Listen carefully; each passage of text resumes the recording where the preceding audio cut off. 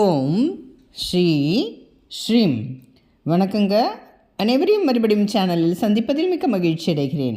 இந்த பதிவில் நாம் பார்க்க இருக்க போகிறது மாசி மகம் காம தகனம் பார்க்கலாங்க. ஒவ்வொரு வருடமும் வருகிற மாசி மாதம் மக நட்சத்திர தினத்தை தான் நாம் மாசி மகம் அப்படின்னு கொண்டாடுறோம்.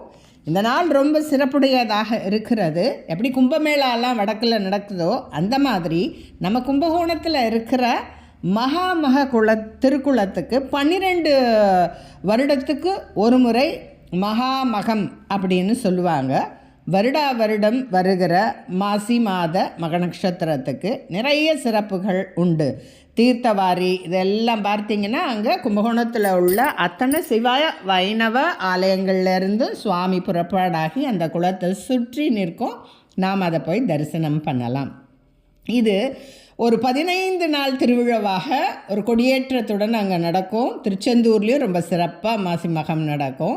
அனைத்து ஆலயங்கள் சிவ வைணவ முருகன் கோயில் அம்பாள் கோயில் எல்லாத்துலேயுமே ரொம்ப சிறப்பாக கொடியேற்றத்துடன் இந்த வைபவங்கள் நடந்தேறும்.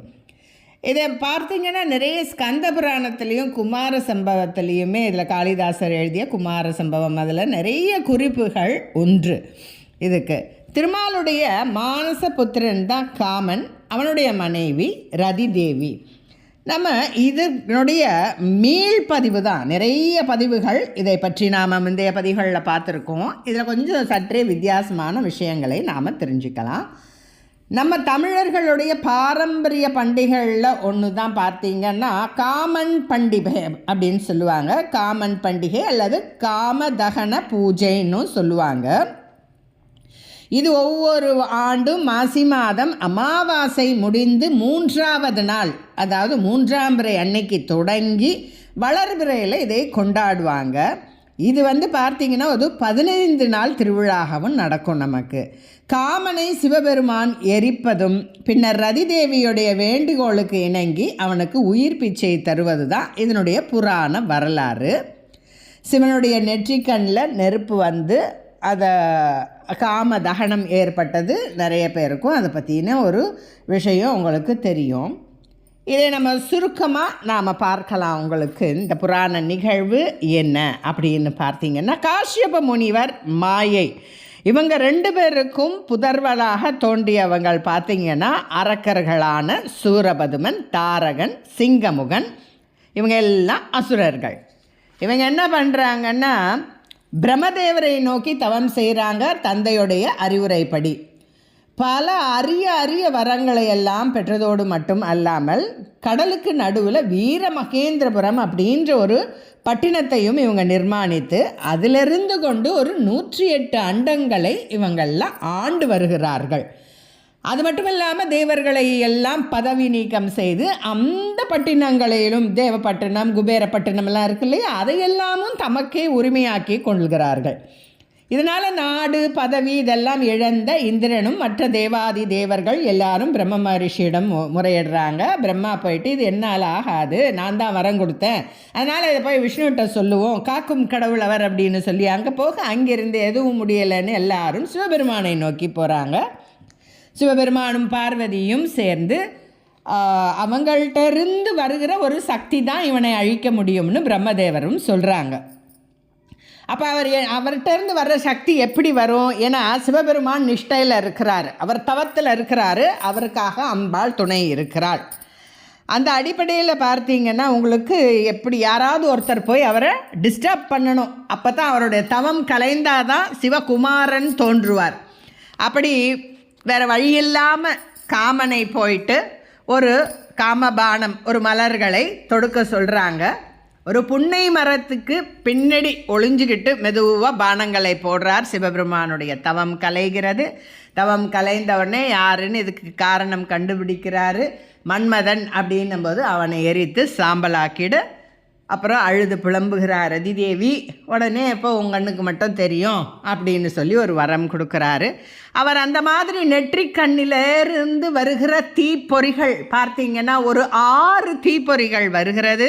அந்த 6 தீப்பொறிகளையும் வருண பகவானும் வாயு பகவானும் கையில் ஏந்தி கங்கையில் சரவணப் பொய்கையில் போயிட்டு அந்த நாணல் உங்களுக்கு தர்பை புல் நிறைந்து சரவணப் பொய்கையில் இட அது 6 குழந்தைகளாக வருகிறது. அந்த 6 குழந்தைகள் 6 கார்த்திகை பெண்களால் வளர்க்கப்படுகிறார்கள். பார்வதி தேவி ஒரு அதீத ஆசையால் அந்த 6 குழந்தைகளையும் ஒரேடியாக கட்டிக்கிறாங்க. 6 முகங்களும் ஒரு முகமாகி கந்தன் அப்படின்ற பெயரில் ஒரு முருக குழந்தை உருவாகிறது. கந்து அப்படி என்றால் கட்டுதல் அப்படின்னு அர்த்தம். இதுதான் இதையொட்டிய ஒரு சுருக்கமான ஒரு உங்களுக்கு பதிவு. இப்படித்தான் முருகப்பெருமான் தோன்றாரு. அதுக்கப்புறம் இவர் சூரபதுமனை அழிக்கிற விஷயங்கள் அதெல்லாம் உங்களுக்கு தெரியும். இப்போ அடுத்து பார்த்தீங்கன்னா இந்த காமதகன பண்டிகை எங்கே ரொம்ப விசேஷம் அப்படின்னு பார்த்தீங்கன்னா உங்களுக்கு கொருக்கை அப்படின்னு ஒரு ஊர் இருக்குது. திருக்குறுக்கைன்னு அதுக்கு பேர். நாகப்பட்டினம் பக்கத்தில் கொருக்கை வீரட்டேஸ்வரர்னு அட்டபைரவ தலங்களில் ஒன்று. அது ஞானாம்பிகை அம்பாள். அங்கே கோயில் ராஜகோபுரத்துக்கு எதிர பார்த்தீங்கன்னாக்கா ஒரு அற்புதமான ஒரு திருக்குளம் உண்டு, ஒரு தீர்த்தம் உண்டு. அதுக்கு சூழ தீர்த்தம் அப்படின்ற ஒரு பெயர். அது கங்கையை விட ரொம்ப பவித்திரமானது, புனிதமானது அப்படின்னு சொல்லப்படுகிறது. இப்போ இதில் இன்னொரு சின்ன தலவரலாறு, இந்த கோயிலுக்கு உண்டான தலவரலாறு, அதாவது திருக்குறுக்கைக்கு ஒரு தலவரலாறு. தீர்க்கவாகு அப்படின்ற ஒரு முனிவர் இருக்கிறாரு. அவர் சிவபெருமான் எங்கெல்லாம் எழுந்திருக்கிறாரோ அந்தந்த ஆலயங்களுக்கெல்லாம் சென்று இறைவனுக்கு கங்கை நீரால் ஆகாயத்தின் வழியே பெற்று அபிஷேகம் செய்கிறத ஒரு வழக்கமாக கொண்டிருக்கிறார். அதாவது எப்படின்னா, ஒவ்வொரு கோயிலுக்கும் போவார். அந்த ஆலயத்தின் முன்னே நிற்கும்போது ஒரு கையை அப்படியே ஆகாயத்துக்கு ஒசத்தி தூக்கி அவர் ஒரு வணங்கி, அதாவது பார்த்தீங்கன்னா விண்ணை நோக்கி ஆகாசத்தை நோக்கி அவர் கையை தூக்கி கும்பிடுறார். ஒரு குடத்தில் நிறைந்த ஒரு கங்கை நீர் அவருக்கு வரும். அந்த நீரை கொண்டு இறைவனுக்கு அபிஷேகம் செய்கிறது இவருடைய வழக்கம். அந்த வகையில் இந்த திருக்குறுக்கை கோயிலுக்கு அதே போல் கையை நல்லா நீளமாக நீட்டி அந்த மாதிரி பண்ணும்போது அவருக்கு கை குறுகி போயிடுது. கங்கை நீர் வருவதற்கு பதிலாக அவருடைய நீண்ட கைகள் குறுகி போயிட்டது. இதை எதிர்பார்க்காத முனிவர் இறைவனை போய் சரணடைகிறாங்க. முதல்ல விநாயகரை வழிபடுறாரு. விநாயகரும் தன் கையை குறுக்கி கொண்டு காட்சி அளிக்கிறார் அவருக்கு. அவர் கவலையை போக்கினார். இதனால் இந்த தலத்துக்கு பேர் குறுக்கை தலம் அப்படின்னு வந்தது. குறுக்கை விநாயகர் ஆலய பிரகாரத்தில் பார்த்தீங்கன்னா தனி சன்னதியில் ஆவுடையார் மீது இருக்கிறதும், அவருக்கு பக்கத்திலேயே அருகிலேயே இந்த குறுக்கை முனிவருடைய உருவம் இருப்பதும் இந்த ஆலயத்தினுடைய தனி சிறப்பு ஆகும். இதான் விஷயம். பிரம்மனுடைய பேத்தி, அதாவது தக்ஷனுடைய மகள் தாட்சாணியை சிவபெருமான் மணக்கிறாரு. ரொம்ப தவம் பண்ணி சிவபெருமான் தனக்கு மாப்பிள்ளையாக வரணும் அப்படின்னு தக்ஷன் நிறைய தவம் பண்ணதுனால சிவபெருமான் மாப்பிள்ளையானார் தட்சனுக்கு. ஆனால் சிவபெருமானை அழைக்காமையே அவர் யாகம் நடத்துகிறாரு. இதனால் கோபமடைந்த சிவபெருமான் தாட்சாயணி வேள்விக்கு போயிடுறா இல்லையா, அந்த வேள்வி தீயிலே விழுந்து உயர்த்துருக்கிறார். அந்த பலன் கிடைக்காத செஞ்சிடுறா தட்சனுக்கு. அதனால் சிவபெருமான் ரொம்ப கோபமடைந்து வீரபத்ரரை அனுப்பி தட்சனுடைய வேள்வி யாகங்களை எல்லாம் அழிக்கிறார். அப்போ ரொம்ப ஆழ்ந்த தியானத்தில் ஈடுபடுறார்.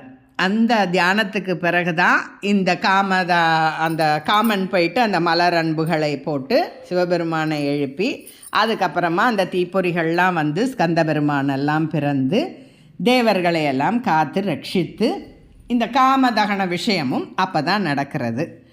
இந்த காமன் எரித்து சாம்பலாயிடுறான் இல்லையா. அப்போ ரதிதேவி அழுகிறான். எல்லாருக்கும் நல்லது வேண்டி தேவர்களுக்காகவும் மற்றவங்களுக்காகவும் தானே என் கணவன் இதை செய்தார் சுவாமி, இந்த மாதிரி இருக்கிறது இது நியாயமா அப்படின்னு அம்பாள்கிட்டையும் சிவபெருமான்கிட்டையும் முறையிடுறா. அதனால் அந்த சாம்பலில் இருந்து மன்மதனை திருப்பி அவர் உயிர்ப்பித்து தருகிறார். ஆனால் என்ன ஒரு கண்டிஷன் சொல்கிறாரு, ரதி, உன் கண்ணுக்கு மட்டும்தான் மன்மதன் தெரியுமா, அதனால் மற்றவங்க கண்ணுக்கு தெரிய மாட்டான் அப்படின்னு சொல்ல இந்த மாதிரி பூலோகத்தில் பார்வதியை மனம் புரிகிற போது மன்மதனுக்கு சாப விமோசனம் கிடைக்கும். அதுவரை அவன் உன் கண்ணுக்கு மட்டும்தான் தெரியுவான் அப்படின்னு சொல்கிறாரு சிவபெருமான். அது மட்டும் இல்லாமல் இந்த திருவிழா பார்த்திங்கன்னா வடக்குலலாம் ஹோலி பண்டிகை, பிரகலாதன் கதை, கிருஷ்ணருடைய ஒரு கருப்பாக இருக்கிற ஒரு கதை, அப்புறம் சிவபெருமானுடைய கதை, இது எல்லாத்தோடையுமே பார்த்திங்கன்னா இதெல்லாம் உங்களுக்கு அதோட பிணைந்து இருக்கிறது. ஒவ்வொரு ஊரில் ஒரு விதமாக வரும். அது மட்டும் இல்லாமல் சிவபெருமான் என்ன சொல்கிறாருன்னா, ஒரு யுகத்தில் திருமால் கண்ணபிரானாக அவதரிக்கிறாரு. அந்த சமயத்தில் மன்மதன் அவருக்கு மகனாக, அதாவது பிரத்யும்னன்ற பெயரில் பிறப்பான். நீ, அதாவது ரதிதேவி மாயாவதி அப்படின்ற ஒரு பெண்ணாக பிறந்து அவனை மணப்பாய் அப்படின்னு கருணையை புரிகிறார் சிவபெருமான். ஏன்னா மன்மதன் யார் அப்படின்னு பார்த்தீங்கன்னா மகாவிஷ்ணுவுடைய மானச புத்திரன். இதுதான் இந்த காமதகன விழாவுடைய ஒரு நம்மளுடைய புராண வைபவங்களும் வரலாறும் இதுதான். இப்போ எப்படி நம்ம மதுரையில் பிட்டுக்கு மண் சுமந்த லீலை, வளையல் விட்டுறது, விறகு விட்டுற லீலை இதெல்லாம் நடக்குதோ, அந்த மாதிரி இந்த மாசி மகத்தில் இந்த ஒரு திருவிழா அநேகமான சிவ ஸ்தலங்களில் நடக்கும். அதுலேயுமே குறிப்பாக இந்த நாகப்பட்டினத்தில் இந்த திருக்குறுக்கை அப்படின்ற அந்த ஒரு வீரட்டேஸ்வரர் வீரட்ட தலங்களில் ஒன்று, அந்த இடத்துல நடக்கிறது ரொம்ப சிறப்பு. ஒரு இடத்துல மட்டும் வெறும் சாம்பலே இருக்கும், அங்கே தோண்டி பார்த்திங்கன்னா வெறும் சாம்பல் மட்டும் கிடைக்கும் அப்படின்னு இன்றளவும் அந்த மாதிரி சொல்கிறாங்க. அதனால் இந்த திருக்குறுக்கை ஸ்தலம் இந்த காமதகன பண்டிகைக்கு ரொம்ப சிறப்பான விஷயம். இந்த நாளில் நாம் செய்கிற தர்ப்பண பூஜைகள், மற்றபடி உங்களுக்கு தானங்கள், தர்மங்கள் எல்லாற்றுக்குமே பன்மடங்கு பலன் தரும் அப்படிங்கிறது ஈசன் வாக்கு. இந்த மாதிரி விஷயங்கள்லாம் மகாமக குலத்துக்கு பக்கத்தில் நாம் செஞ்சோம்னாக்கா ரொம்ப சிறப்பு. பொதுவாக எல்லாரும் பாபம் செய்கிறவங்கெல்லாம் எங்கே போய் தீர்க்கலாம் அப்படின்னு பார்த்தா காசியில் போய் கங்கையில் தீர்க்கலாம். காசியில் செய்கிற பாவம் எங்கே தீர்க்கலாம் அப்படின்னா கும்பகோணத்தில் தீர்க்கலாம். கும்பகோணத்தில் செய்கின்ற பாவம் கும்பகோணத்திலேயே தீரும். இது ஒரு வாக்கும் உண்டு. இந்த அளவில் இந்த உரையை நிறைவு செய்து கொள்கிறேன். இந்த விஷயம் பார்த்திங்கன்னா 2ஆம் தேதி அன்னைக்கே உங்களுக்கு பௌர்ணமி நட்சத்திரம் எல்லாம் வந்துடுது. அதனால் 2ஆம் தேதி 3ஆம் தேதி 2 நாளில் எந்த நேரத்தில் நடக்குதுன்னு நட்சத்திரத்தை குறிப்பாக வச்சு தான் இந்த பூஜைகள் நடக்கும். 3ஆம் தேதி அன்னைக்கு நமக்கு சந்திர கிரகணம் நிகழவிருப்பதால் இந்த விஷயங்கள்லாம் கொஞ்சம் மாறுபட்டு நடக்கும். அதனால் 2ஆம் தேதியா 3ஆம் தேதியா, அதாவது திங்கட்கிழமை மார்ச் 2ஆம் தேதியா 3ஆம் தேதி மார்ச் செவ்வாய்க்கிழமையா அப்படிங்கிற விஷயத்தை அருகில் இருக்கிற சிவா ஆலயங்களில் விசாரித்து விட்டு இந்த பண்டிகை பூஜைகளை நீங்கள் கொண்டாடி அளப்பரிய பலன்களையும் வளங்களையும் பெற வேண்டும் என்று வேண்டி விரும்பி இந்த பதிவை இத்துடன் நிறைவு செய்து கொள்கிறேன். இந்த பதிவுகள்லாம் உங்களுக்கு பிடித்திருந்தால் கட்டாயம் லைக் செய்யவும், ஷேர் செய்யவும், சப்ஸ்கிரைப் செய்யவும் மறந்து விடாதீர்கள். எதுவும் என்னுடையதல்ல, அனைத்தும் உன்னுடையதே. அருளாலா அருணாச்சலா.